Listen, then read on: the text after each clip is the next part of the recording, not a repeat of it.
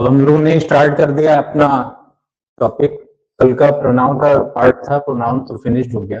अब next topic हम लोग स्टार्ट करेंगे। थोड़ा सा आप लोग अटेंटिव हो जाओ अपने पार्ट पे। और हुआ क्या था कि प्रोनाउन से पहले नाउन स्टार्ट हुआ था, लेकिन शायद आप लोग उस टाइम पे थे नहीं, तो नाउन को आज स्टार्ट करूंगा। आप लोग एक बार देख लो, समझ लो, है ना। फिर उस पर डिस्कस करते चले जाएंगे, क्वेश्चन का सोल्यूशन बताते चले जाएंगे। तो आज के टॉपिक में हम लोग का जो न्यू चैप्टर होगा वो नाउन होगा। नाउन पे बेस्ड जो भी क्वेश्चंस होंगे अलग अलग फॉर्मेट में, तो उसको भी मैं डिस्कस करूंगा। पहले आप लोगों को बता दूं कि क्वेश्चन किस लेवल का आता है, किस ढंग का आता है, कैसे पूछा जाता है। तो आपको बताऊं कि एक क्वेश्चन होता है जो रूल बेस्ड होता है, तो टोटल रूल पे बेस्ड होगा। नाउन पे बेसिकली ये बात चल रही है, नाउन पे, ठीक है। सेकंड जो नाउन पे क्वेश्चन आता है ना, वो एक्सप्रेशन बेस्ड होता है। एक्सप्रेशन बेस्ड होता है, ठीक है। मतलब मीनिंग के अकॉर्डिंग आपको करेक्ट आंसर सिलेक्ट करना होता है, जो आपके सेंटेंसेस में कहीं ना कहीं एग्जिस्ट करता है। तो जब आप कोई क्वेश्चन सॉल्व करो ना, तो first of all you have to read the sentences carefully, after then try to select the answer. Read the sentences carefully, grasp the suitable expression of that sentence, and then try to select the suitable option. Sentence read करो, meaning समझो, according to the meaning you have to choose options. तो ये चीजें आपको समझना पड़ेगा, ठीक है। ये दो रूल हैं, दो मेथड हैं क्वेश्चंस को सॉल्व करने। इसमें फिल इन द ब्लैंक से क्वेश्चंस कम बनते हैं लेकिन कॉमन एरर के क्वेश्चंस मैक्सिमम होते हैं। फिल इन द ब्लैंक्स का क्वेश्चन प्रोनाउन पे आता है, सेंटेंस इंप्रूवमेंट का क्वेश्चन प्रोनाउन पे आता है, और कॉमन एरर का क्वेश्चन प्रोनाउन पे आता है। बात करते हैं जब नाउन की, तो नाउन पे कॉमन एरर का मैक्सिमम क्वेश्चन आता है। अगर प्रीवियस क्वेश्चन पेपर को आप लोग देखो तो उसमें पार्ट्स ऑफ स्पीच भी पूछता है। 10 क्वेश्चन 3 पार्ट्स ऑफ स्पीच का होता है। पार्ट्स ऑफ स्पीच का मीन्स होता है कि वर्ड सिलेक्टेड होता है, अंडरलाइंड वर्ड होता है, उसका एग्जैक्ट पार्ट्स ऑफ स्पीच क्या होगा वो पूछता है। नाउन पे क्वेश्चन जो पार्ट्स ऑफ स्पीच का होता है वो भी आपसे पूछा जाता है, उसको भी आपको बहुत ही क्लोजली समझने की कोशिश करना होगा कि ये दिया वर्ड कैसे, कौन सा पार्ट्स ऑफ स्पीच होगा। नाउन में भी है, प्रोनाउन में भी, हर आपके पार्ट्स ऑफ स्पीच में भी पार्ट्स ऑफ स्पीच होता है। ये वर्ड को आइडेंटिफाई करना होता है, वो आइडेंटिफाई करवाता है। तो इसका भी आपको ध्यान रखना होगा, पढ़ना होगा। मैं कुछ क्वेश्चन एग्जाम्पल के रूप में दूंगा, फिर उसके बाद स्टार्ट करूंगा, ठीक है। पहले हम बात करते हैं rule based question. Rule based question का कॉमन एरर मैं एक रखता हूं, और मैं लिख रहा हूं यहाँ पे hundreds of kettles were seen beyond the pasture। ये एक सेंटेंस है, और इस सेंटेंस में एरर आपको फाइंड आउट करना है according to the rules. Rule based question है ये। अगर मैं सिंपली इस सेंटेंस को बोलूं कि करेक्ट द फॉलोइंग सेंटेंस, इस सेंटेंस को आप करेक्ट करो और फिर आप राइट डाउन करो, तो करेक्शन में आप क्या चुनोगे, ये बात पहले आप समझ लो कि करेक्शन रूल बेसिस है, ये क्वेश्चन रूल बेस्ड होगा, आपको क्या चुनना होगा। Hundreds of cattles were seen beyond the pasture. And अब पास्चर से अति दूर, पास्चर का मीन्स क्या होता है, फील्ड, ग्रीनरी फील्ड जो होता है जहाँ पे जानवर मवेशी ग्रीजिंग करते हैं, चरते हैं, उसे पास्चर बोलते हैं। मेडो भी बोला जाता है, फील्ड भी बोला जाता है, पास्चर जिसको हिंदी में चारागाह बोलते हैं। बियॉन्ड का मीन्स होता है आउट ऑफ रिच, अति दूर, सैकड़ों मवेशी देखे गए थे, ठीक है। अब यहाँ पे बात आ रही है क्वेश्चंस के सॉल्यूशन की। 100 में एस जुड़ा हुआ, 100 सही है, कोई गलती नहीं, कोई एरर नहीं है। कैटल वर्ड में एरर है, कैटल वर्ड ही आपका प्लरल फॉर्म का होता है, एस कभी भी इसके साथ में ऐड नहीं होता, है ना। एस कभी भी नहीं लगता, ऑलरेडी प्लरल फॉर्म है। जैसे कुछ वर्ड्स होते हैं नाउन में जो ऑलरेडी प्लरल है, तो कभी भी एस और एस ऐड नहीं किया जाता। यहाँ पे मैं लिख रहा हूँ, जैसे आपका पुलिस है, चिल्ड्रन वर्ड है, कैटल वर्ड है ना, जेंट्री है, इन्फेंट्री है, आर्टिलरी है,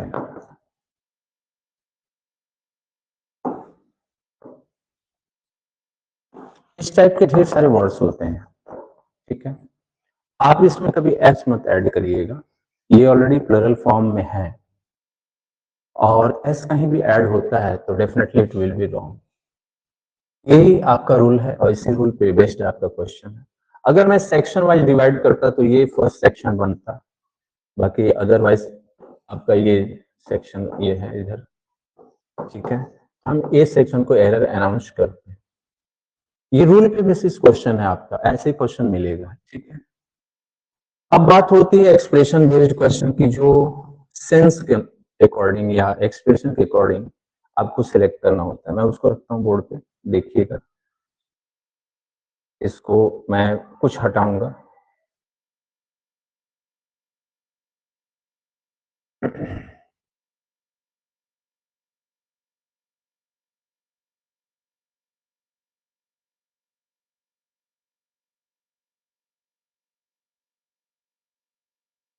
अब आ जाओ एक्सप्रेशन बेस्ड क्वेश्चन में रखता हूँ।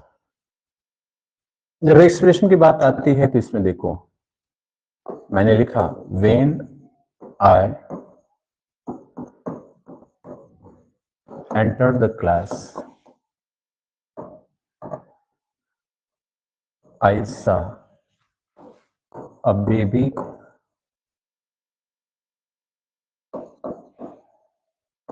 crawling on the ground। ये क्वेश्चन पूछा हुआ है, ये क्वेश्चन आपका प्रीवियस एग्जाम में पूछा हुआ है।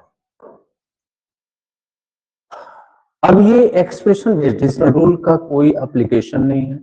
आप रूल अप्लाई करोगे तो कभी ये करेक्ट नहीं होगा, सॉल्व नहीं होगा। लिखा when I entered the class, sorry एक एरर है इसमें, एरर को हम खत्म करेंगे। ये क्लास नहीं होगा, यहाँ पे रूम होगा। अब आप लोग पढ़ो, क्लास भी सही था बट ये है कि क्वेश्चन के अकॉर्डिंग ठीक नहीं लग रहा। अब करेक्ट हो गया। When I entered the room I saw a baby crawling on the ground. Sentence को रीड करो आप ध्यान से और सुटेबल आंसर फाइंड आउट करो। कोई एरर है तो बताओ, नहीं एरर है कोई इश्यू नहीं है ना। तब आपको एज इट इज आपको सेंटेंस रख देना है या नो एरर का ऑप्शन सेलेक्ट कर लेना है, आपका क्वेश्चन सॉल्व हो जाएगा, कोई इश्यू नहीं आएगा। अब देखो मैं बता रहा हूं, मैं एंटर किया कहां पे, रूम में।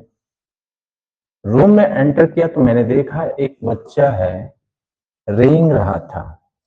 कहां रेंग रहा था, ग्राउंड पे। ग्राउंड के बारे में जब बात करते हैं तो ग्राउंड का मीनिंग जो होता है, इसको बोलते हैं ओपन एंड वाइड एरिया। ये ग्राउंड का एक्सप्लेनेशन होता है। ओपन एंड वाइड एरिया जहां पे होते हैं वो ग्राउंड होता है। जब रूम की बात हम लोग करते हैं तो रूम में ग्राउंड नहीं होता, क्या होता है, फ्लोर होता है, फर्श होता है। बच्चा फर्श पे रेंग रहा था। अब हम लोगों ने क्या देखा, ग्राउंड जनरली एक कॉमन व्यूज रखे वहां पे, तो लगता है हाँ ठीक है चलो कोई इशू नहीं वहां पे। बट ग्रामेटिकली या एक स्टैंडर्ड वे में हम थिंक करें तो डेफिनेटली ग्राउंड वर्ड रॉन्ग है। तो रूम के रेफरेंस में बात करेंगे तो ग्राउंड कभी भी सुटेबल वर्ड नहीं होगा, ग्राउंड आपका गलत होगा। अब यहाँ पे फ्लोर वर्ड आना चाहिए जो आपका सही वर्ड है। तो ये एक्सप्रेशन पे बेस्ड है, यहाँ कोई रूल की बात ही नहीं चल रही है। तो ऐसे क्वेश्चंस नाउन पे बेस्ड होंगे जो आपको मिलेंगे। ठीक, अब बात करते हैं आगे। आप लोगों को समझ में आ गया होगा क्या है इसका, आगे बात करेंगे। अब देखो इसके बाद क्वेश्चन जो नाउन पे बनता है, नाउन चैप्टर पे, वो नाउन चैप्टर पे दो टाइप से बनता है। हम क्वेश्चन की बात करते हैं, है ना। तो दो टाइप्स में होगा, एक होता है नाउन एंड नंबर, ठीक है, और दूसरा होता है पॉजेसिव केस। ये क्वेश्चंस आपके हर एग्जाम में पूछे जाते हैं, एनडीए हो, सीडीएस हो, सैनिक स्कूल हो, या बैंक हो, एसएससी हो, कोई कॉम्पिटिटिव एग्जाम्स आप दे रहे हो, उस कॉम्पिटिटिव एग्जाम में नाउन पे बेस्ड जो क्वेश्चन बनता है वह दो पैटर्न पे, दो फॉर्म में बनता है, एक नाउन एंड नंबर पे और एक पॉजेसिव केस में। पॉजेसिव केस के मतलब आप समझो कि पोजीशन का मीनिंग देता है, जैसा कि इसके पहले हम लोगों ने सीखा है, याद होगा आप लोगों को, प्रोनाउन में भी पॉजेसिव केस के बारे में डिस्कशन हुआ था, और उसमें दो तरह के टर्म्स हमने यूज किया था, एक पॉजेसिव एडजेक्टिव और एक पॉजेसिव प्रोनाउन। तो जो पॉजेसिव प्रोनाउन पे आपने डिस्कशन देखा होगा, वो पॉजेसिव केस का एक पार्ट था जो नाउन पे बेस्ड है। और नाउन एंड नंबर का मीन्स सिंगुलर, प्लरल, ये नंबर है। कुछ नाउन सिंगुलर होते हैं, कुछ नाउन प्लरल होते हैं। अब कहां पर सिंगुलर यूज करना है, कहां पे प्लरल यूज करना है, ये पैटर्न है, ठीक है। अब इसके लिए हम लोगों को और भी बातें समझनी है। अब बात करें अगर नाउन के फॉर्म्स की, तो नाउन के फॉर्म्स आपके दो होंगे, है ना। नाउन के फॉर्म्स की बात, क्वेश्चन फॉर्म नहीं, नाउन के फॉर्म की बात करें तो दो होंगे, एक काउंटेबल नाउन होगा और दूसरा होगा आपका अनकाउंटेबल नाउन। अनकाउंटेबल नाउन, बात करें हम काउंटेबल नाउन की, काउंटेबल नाउन का मतलब आप लोग समझते होंगे, a noun that can be easily counted and makes its number. Listen to me carefully, a noun that can be easily counted and makes its number is called countable noun। मतलब इनके number होंगे, है ना। आप number का mean समझो कि 1 होगा, 2 होगा, 3 होगा, है ना। ये आप लोग समझ रहे हो, बहुत इजी है, कोई बहुत टफ नहीं है। बट अनकाउंटेबल की बात करें तो that can't be counted, can't be, है ना, कांट बी इजिली काउंटेड, आसानी से गिना नहीं जा सकता। I don't have any number, इनका कोई नंबर नहीं होता, इनका कोई नंबर नहीं होता, है ना, वो अनकाउंटेबल होते हैं। काउंटेबल का नंबर बनेगा 1 2 3 4 5 6 7, इनफाइनाइट नंबर होगा। बट अनकाउंटेबल अपने आप में सिंगुलर होगा, ओनली वन होगा, एक ही कांस्टेंट में होगा, उसका कोई डिफरेंट पार्ट नहीं बन सकता। पार्ट बनते ही उसका फॉर्म चेंज हो जाएगा, नेम भी चेंज हो जाएगा, और नेम चेंज हुआ तो नाउन चेंज हो गया, ठीक है। सपोज करो हमने लिया यहाँ पे एक एग्जांपल, वाटर, है ना। अब वाटर का कोई काउंटिंग फॉर्म नहीं आता, क्वांटिटी बन सकता है, क्या बन सकता है, क्वांटिटी, है ना। इनका कोई नंबर नहीं बन सकता।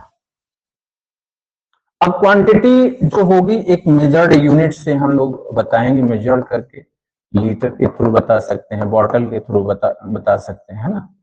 आप ग्लास के थ्रू बता सकते हैं, भाई चलो 1 गिलास पानी दो, 2 बॉटल पानी दो, 2 लीटर पानी दो, ऐसा बोल सकते हैं। क्वांटिटी के थ्रू हम इनको नंबर में हम बता सकते हैं, बदल सकते हैं, बट एक्चुअल नाउन का कोई नंबर नहीं बनेगा, वो अनकाउंटेबल ही रहेगा। इसी तरह से बात हम लोग करते हैं, इसमें और भी नाउन आते हैं, ऐसा नहीं कि यही है। जैसे मान लो हम लोग बात कर लेते हैं एजुकेशन वर्ड है, एजुकेशन वर्ड की हम बात करते हैं, इसको हम लोग काउंट नहीं कर सकते, अनकाउंटेबल पोजीशन में रहता है ना। एजुकेशन काउंट नहीं हो सकता, ऑनेस्टी काउंट नहीं हो सकता, ठीक है, मर्सी काउंट नहीं हो सकता, कंपैशन काउंट नहीं हो सकता, ठीक है। ऐसे नाउन होते हैं, बात समझ रहे हैं आप लोग, ये सभी अनकाउंटेबल होते हैं, और अनकाउंटेबल के साथ 2 3 4 5 जैसे कोई नंबर भी नहीं रख सकते। इनके साथ कोई ऐसा काउंटेबल डिटर्मिनर्स का भी यूज नहीं कर सकते, इनके साथ में कोई एस यस भी नहीं लगा सकते, बहुत सारे इनके साथ में रिस्ट्रिक्शंस होते हैं, रूल बाउंडेड हैं ये। इनके साथ में आप न 1 लिख पाओगे, न 2 लिख पाओगे, न 3 लिख पाओगे, न ए एन आर्टिकल का यूज कर पाओ, क्योंकि ए एन आर्टिकल का मीनिंग होता है 1। ना आप एस सी एस लगा सकते हो, बिल्कुल नहीं लगा सकते हो, ये इससे परे होते हैं, फिक्स होंगे। हाँ, इनके साथ आर्टिकल द हो सकता है, बट ए एन आर्टिकल बिल्कुल नहीं होगा। 1 2 3 नंबर्स नहीं हो सकते, एस ई एस कभी नहीं लगा। जैसे मान लो मर्सीज लगाना हो तो मर्सीज ऐसे नहीं कर सकते, आई एस नहीं बना सकते, है ना, ऐसा कुछ बिल्कुल नहीं हो सकता, ये गलत हो जाएगा तुरंत तुरंत। वाटर में वाटर्स नहीं लगा सकते, मीनिंग चेंज हो जाएगी, नेम चेंज हो जाएगा, फिर वो गलत पोजीशन में आ जाएगा। तो कहने का मतलब ये कि नाउन को समझना होगा हमको, नाउन को एक तरीके से आइडेंटिफाई करना होगा, ये क्लियरली है क्या। ये दो फॉर्म में ही मिलते हैं मैक्सिमम, एक काउंटेबल और एक अनकाउंटेबल। अनकाउंटेबल आपको बता दिया, समझा दिया। काउंटेबल की बात करें तो इनका नंबर होता है एक, या तो सिंगुलर होगा या तो प्लरल होगा, ठीक है। अब नंबर फॉर्म इनके साथ बिल्कुल आसानी से जुड़ सकता है, आप 1 लगा दो, 2 लगा दो, 3 लगा दो, कोई बात नहीं। जैसे मान लो सपोज करो यहाँ पे बॉय लगा दिया, हमने बुक ले लिया, हमने चेयर ले लिया, हमने पेन ले लिया, तो ये वर्ड क्या है आपका, काउंटेबल फिगर में है, इनके साथ 1 2 3 4 5 6 जो आपको बताना है। और जैसे आपने बताया एस सी एस भी जुड़ता चला जाएगा, जो आपको सुटेबल जो होगा रूल्स के अकॉर्डिंग वो लग जाएगा। ए एन आर्टिकल भी इनके साथ आ जाएगा, इनके साथ काउंटेबल के साथ, हम बात काउंटेबल नाउन की कर रहे हैं। ये स्ट्रक्चर्स आपको समझना होगा, ठीक है। तो काउंटेबल अनकाउंटेबल की बातें चल रही, ठीक। ये आपको ध्यान से सीखना और समझना है। मैं थोड़ा थोड़ा लिखवाऊंगा, आप लोग लिख लो, समझ लो, फिर बाद में डिस्कस होगा, क्वेश्चन बनाऊंगा, लेकिन पहले चीजों को ध्यान से आप लोग देख लेना, मैं कुछ हटा रहा हूँ, ठीक है, और फिर आपको बता रहा हूँ।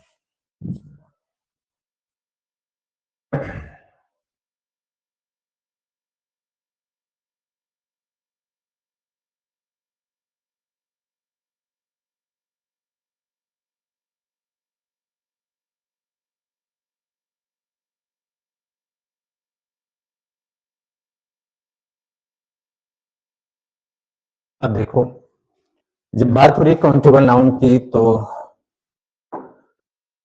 आपका काउंटेबल नाउन कौन होगा,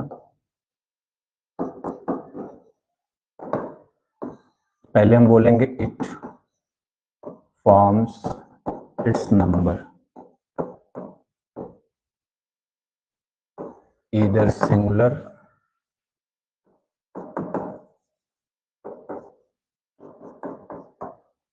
और plural number if it is used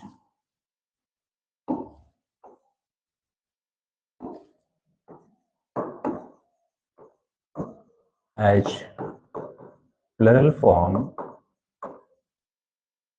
then it takes s or es at the end। ये बात हम किसकी कर रहे हैं, काउंटेबल नाउन की। It forms it's number either singular number or plural number, if it is used as plural form then it takes s or s at the end। ये आपको समझ में आ रहा हो। जैसे मान लो हमने लिखा है यहाँ पे द बॉय इज रनिंग, एक एग्जाम्पल दिया। अब इसी को प्लरल बना दिया तो ये हो जाएगा द बॉयज, फिर ये हो जाएगा आर, फिर हो जाएगा रनिंग। तो आप क्या करोगे, इनके साथ में जो ये एस लगाए ना, तो ये एस आपका प्लरल बना दिया, वर्ब का नंबर भी प्लरल हो गया। अब ये क्लियर हो गया, इसमें एस एस होगा, 1 2 3 होगा, ठीक है। इसी तरह से सपोज को सेकंड एग्जांपल लिख रहा हूं, I bought 2 books from the market, from the market. तो अब यहां देखो ना, हमने एक नंबर भी लिख दिया, है ना, ये नंबर आपका आ गया 2, बुक में एस जुड़ गया, तो आपको क्लियर हो गया कि जो काउंटेबल होगा उनके साथ में एस एस जुड़ेगा, नंबर भी जुड़ जाएगा। आर्टिकल ए एन रखना होगा सिंगुलर फॉर्म में तो रख सकते हो, कोई गलती नहीं होगी, लेकिन जब बात करेंगे अनकाउंटेबल तो यही चीजें नहीं होंगी जो हम लोग काउंटेबल के साथ कर रहे हैं। क्लियर हो गया होगा? ये चीजें आप लोग ध्यान रखो, सीखो, समझो, ठीक है। मैं पूरे को हटा रहा हूं, आप लोगों को समझ में आ गया होगा। बात करेंगे अब अनकाउंटेबल नाउन की, ठीक है। चलो अब अनकाउंटेबल नाउन पे हम लोग आ जाते हैं। अब ये मैं पूरा यहां से हटा रहा हूं। अब यहाँ पे हम लोग बात करेंगे अनकाउंटेबल नाउन की। अनकाउंटेबल नाउन का मतलब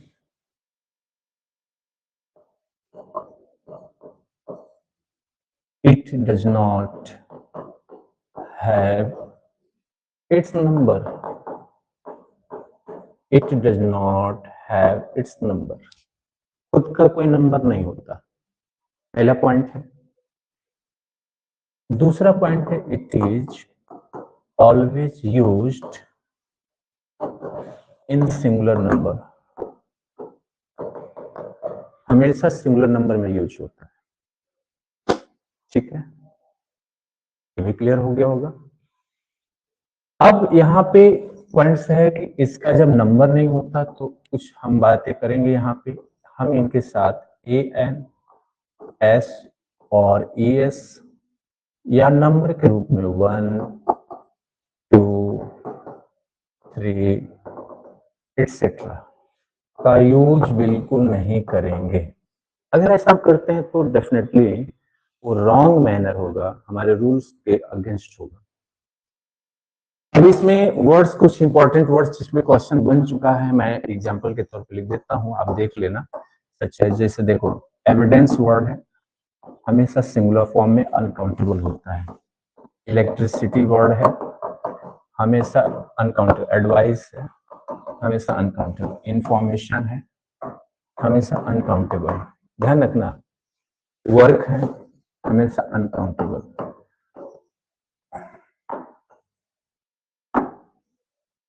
यहाँ पे ले लिया आपका ब्रिक है, ब्रिक मीन्स ईंट, आप जानते हो, जो ईंट ईंट ईंट समझते होगे आप लोग। बेड है ना, इस तरह के ढेर सारे नाउन्स हैं, आप इसको समझ देखो, जिनको हम अलग अलग बांट न सकें, है ना, जिनका हम न्यूमेरिकल फॉर्म बता न सकें, वो सभी अनकाउंटेबल है। ये आप लोग ध्यान रखना, उनको आपको समझना होगा, ठीक है, एक्सप्रेशन के अनुसार, मीनिंग के अनुसार, और तब उसके अकॉर्डिंग आपको आंसर देना है। आपको बताऊं कि मैक्सिमम क्वेश्चन जो बना है हमारे यहाँ, वो एग्जामिनेशन में इन्हीं पर बेस्ड है, ठीक है।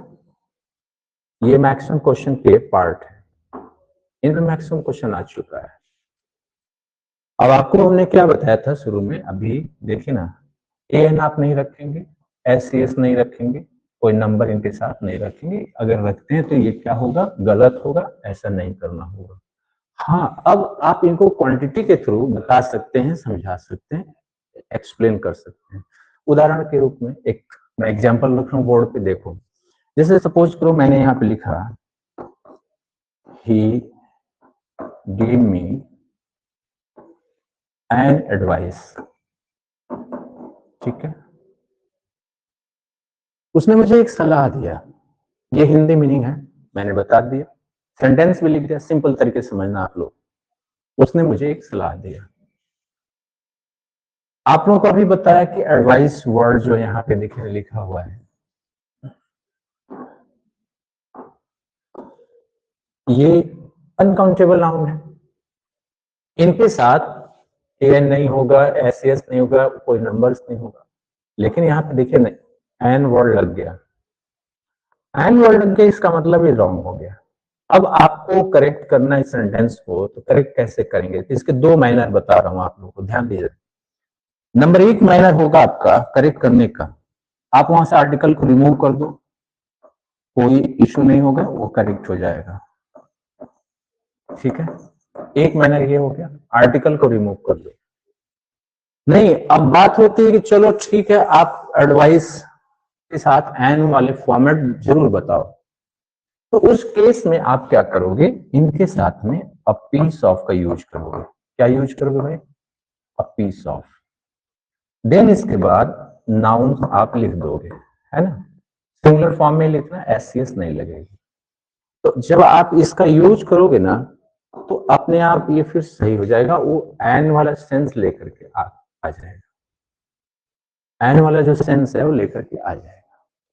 अब कैसे लिखोगे आप लोग, देखो आप लिखोगे ही gave me a piece of advice, correct हो जाएगा, कोई गलती नहीं होगा।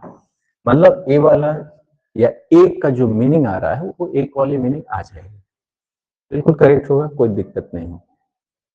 ठीक है, समझ में आ गया होगा। एक और एग्जांपल रखता हूँ बोर्ड पे और फिर आप लोगों को मैं बताता हूँ।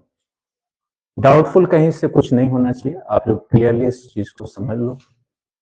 डाउट्स होता है, आप डेफिनेटली अपनी बात रखना, हम उसको फिर से एक्सप्लेन करेंगे, समझा देंगे। मैं इस सबको हटा रहा हूँ, ठीक है, आप लोगों को क्लियर हो गया होगा। चलो नेक्स्ट क्वेश्चन मैं बोर्ड पे रखता हूँ। यहाँ पे हमने लिखा कि game me two important advice. ठीक है, अब क्वेश्चन तो हमारा बन गया, आप लोग देख लो, इसको समझ लो क्या है। He gave me two important advice। पहले तो क्वेश्चन ये है कि हमको नाउन के बारे में बात करना, नाउन के अकॉर्डिंग हमको डिसीजन लेना है। अब यहाँ पे ये एडजेक्टिव है, तो किसी एडजेक्टिव को हम लोग नंबर तो देते नहीं है, हम नंबर किसको दे रहे हैं, नाउन को। ये नाउन है हमारा, तो ये टू किसकी तरफ जा रहा है, एडवाइस की तरफ। अभी बात हो रही थी कि कोई भी अनकाउंटेबल नाउन नंबर को कैरी नहीं करता, तो फिर इसका मतलब तो गलत हो गया। तो गलत क्या होगा, आप इसको हटाओगे तो सही होगा। लेकिन वो कह रहे कि भाई दो सलाह दिया है, उस एक्सप्रेशन को लाना होगा एनी हाउ, नहीं लाएंगे तो गलत हो जाएगा। तो कैसे आप इंप्रूव करोगे, तो फिर वही फंडा आपके सामने आ गया, पीसेज का यूज करो, उसके बाद बना डालो। अब इसका करेक्ट फॉर्म आप लिखोगे तो क्या बनेगा, ही गेव मी। अब इसको बनाओगे टू पीसेज ऑफ एडवाइस। ठीक है, ये बनेगा, ये आपका करेक्ट होगा। सॉरी, यहाँ पे इंपॉर्टेंट है ना, इंपॉर्टेंट आपको लगा देना होगा।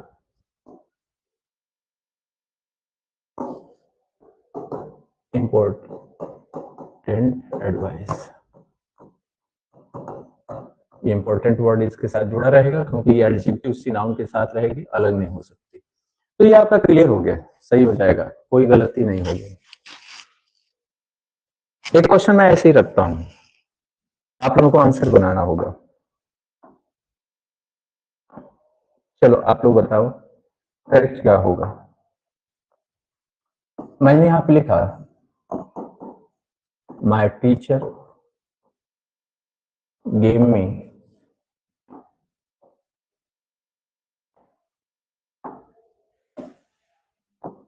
अ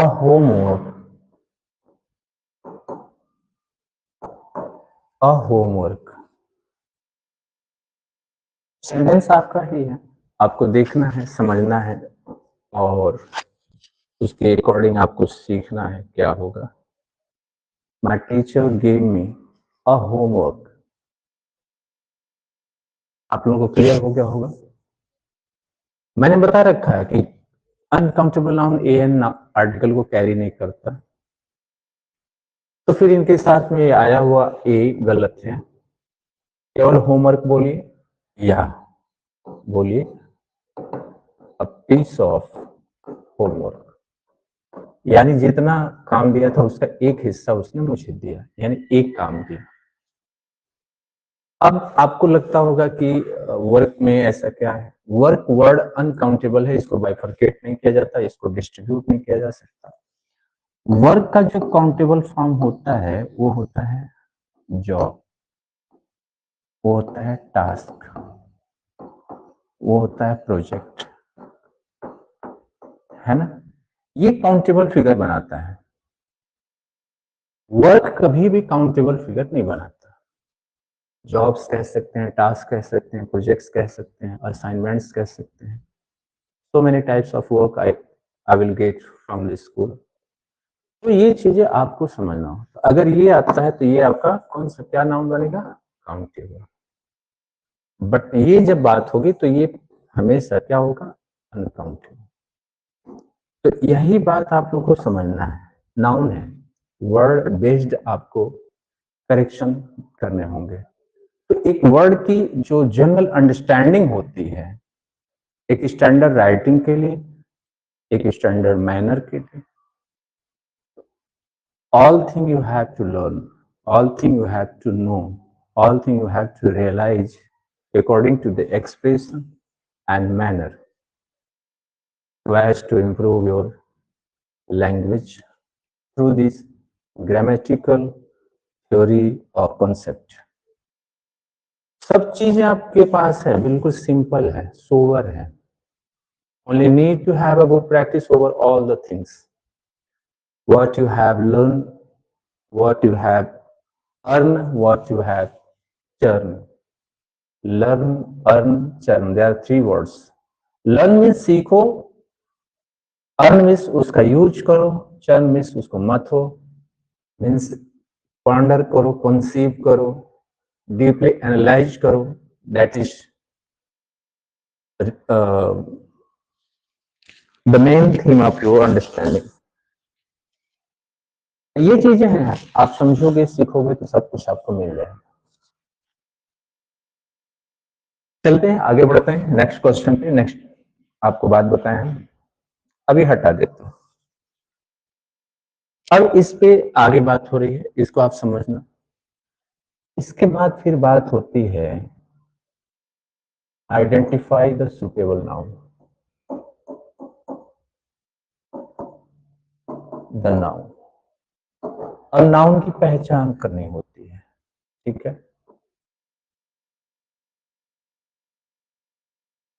आप पहचानो, तो नाउन के काइंड्स और टाइप्स जो दिए ना, तो उनको पहचानना होता है पार्ट्स ऑफ स्पीच में। प्रॉपर नाउन, है ना, कॉमन नाउन,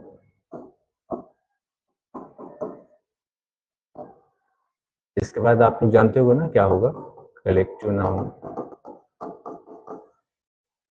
फिर क्या होता है मटेरियल नाउन, फिर क्या होता है एब्स्ट्रैक्ट नाउन। एब्स्ट्रैक्ट नाउन होगा, ये होगा।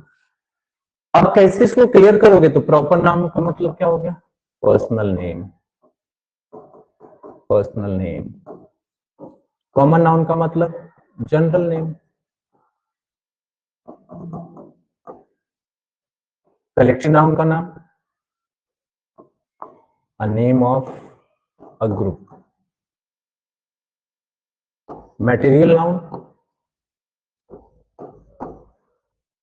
a name of matter। abstract noun a name of quality, feeling, emotion, etc।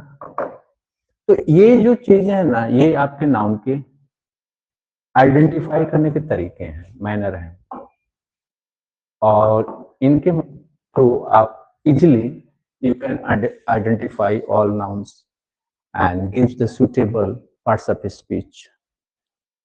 Proper noun क्या होता है, पर्सनल नेम। जितने भी थिंग्स होंगे, जितने भी एलिमेंट्स होंगे, उनका पर्सनल नेम होगा, वो आपका क्या कहलाएगा, प्रॉपर नाउन, ठीक है। Common noun general name, general name से आइडेंटिफाई किया जाए, जनरल में से सेम टाइप्स की जो चीजें होती हैं उन पर एक नेम अप्लाई करते हैं, लेकिन जितनी चीजें होती हैं सब पर वो नेम अप्लाई होता है, उसी को जनरल नेम कहते हैं। लेकिन सेम टाइप का होना चाहिए। पर्सनल नेम में क्या होता है कि पर्टिकुलराइज करता है किसी थिंग्स को, पर्सन को, प्लेस को, लेकिन जनरल नेम जो होता है पर्टिकुलराइज नहीं करता, सिर्फ कहता है कि सेम काइंड या सेम टाइप्स की ही चीजें हों, डिफरेंट ना होनी चाहिए। तो उनपे जितने हैं सब पे लागू होगा। सपोज करो जैसे मान लो यहाँ पे हमने लिया इंडिया, यहाँ पे लिया हमने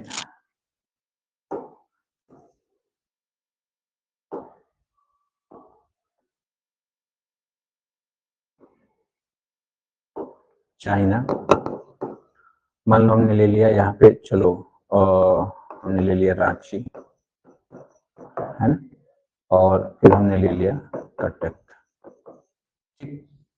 अब देखो रांची, कटक, चाइना, इंडिया, अलग अलग पर्सनल नेम है किसी प्लेस का, लेकिन इनका जो जनरल नेम है वो टाइप्स और काइंड्स के अकॉर्डिंग डिफरेंट होगा। इंडिया और चाइना का जनरल नेम क्या होगा? कंट्री है। रांची और कटक का क्या होगा जनरल नेम? सिटी है, डिस्ट्रिक्ट है ना। तो अब हम कंट्री के जगह पे हम सिटी नहीं लगा सकते, टाउन नहीं लगा सकते, डिस्ट्रिक्ट नहीं लगा सकते। That is very different from each other. ये चीजें आपको रियलाइज करना होगा। अब ये सभी क्या है? ये पर्सनल है ना। ये सभी क्या है? जनरल है। ये कभी पर्सनल नहीं हो सकते। अमेरिका भी कंट्री है, पाकिस्तान भी कंट्री, बांग्लादेश भी कंट्री है, भूटान भी कंट्री है, लेकिन वो सिटी नहीं है। उसका जो काइंड है ना, वो स्पेसिफिक जो चीजें हैं वो सब डिफरेंट है एक दूसरे से। कंट्री का कुछ अलग स्पेसिफिकेशन है, अलग क्लासिफिकेशन है, अलग उसका डिफिनेशन है। सिटी, डिस्ट्रिक्ट, टाउन का अलग डिफिनेशन, अलग क्लासिफिकेशन है। तो ये डिफरेंट है। तो हमने बोला कि सेम काइंड या सेम टाइप्स होगा तो कॉमन नाउन होगा। फिर पर्सनल है तो पर्सनल ही रहेगा, वो जनरल में नहीं जा सकता।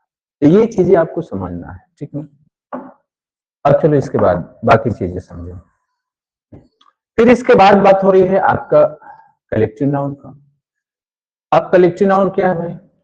कलेक्टिव नाउन का मीन्स है कलेक्शन, वो भी सेम टाइप्स या सेम काइंड्स की थिंग का कलेक्शन, और उस कलेक्शन का जो नेम होगा वो नेम कहलाएगा कलेक्टिव नाउन। जैसे हम बोलते हैं क्लास, क्या बोलते हैं? तो ये क्या है? ग्रुप ऑफ स्टूडेंट्स है।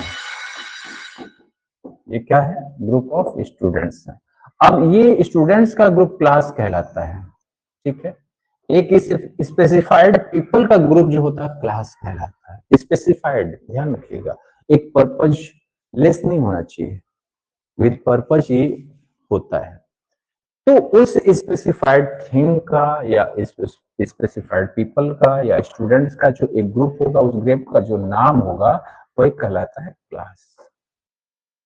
अब ये ग्रुप का नाम है, वो एक ही होगा, अलग अलग नहीं होगा। क्लास एक ही होती है। हाँ, जहां अलग अलग क्लासेस होती हैं तो अलग अलग चैप्टर्स के, अलग अलग सब्जेक्ट्स के, अलग अलग पार्ट के होते हैं, लेकिन जो पीपल का ग्रुप एक होगा वो एक ही बनेगा, अलग अलग नहीं बनेगा। जैसे सपोज कर अभी जो क्लास चल रही है, आप स्टूडेंट्स हो, आप सभी का एक ग्रुप है, एक ग्रुप का, एक समूह का जो नाम दे रहे हैं हम लोग क्लास। अब इसको क्लास ही बोलेंगे ना, हम लोग कहेंगे इवनिंग क्लास है, ऑनलाइन क्लास, ऐसा कुछ बोलेंगे। ये क्लास है और एक ही अभी है। आप कहोगे नहीं सर अलग अलग क्लासेस तो चलती हैं। हाँ जी, अलग अलग क्लासेस चलती हैं, लेकिन अलग अलग सब्जेक्ट्स के हो जाएंगे तो उसका नाम अलग हो जाएगा, उसका नाम अलग हो जाएगा। साइंस की क्लास होगी, जनरल स्टडीज की क्लास हो जाएगी, इंग्लिश की क्लास हो जाएगी, फिजिक्स की क्लास हो जाएगी।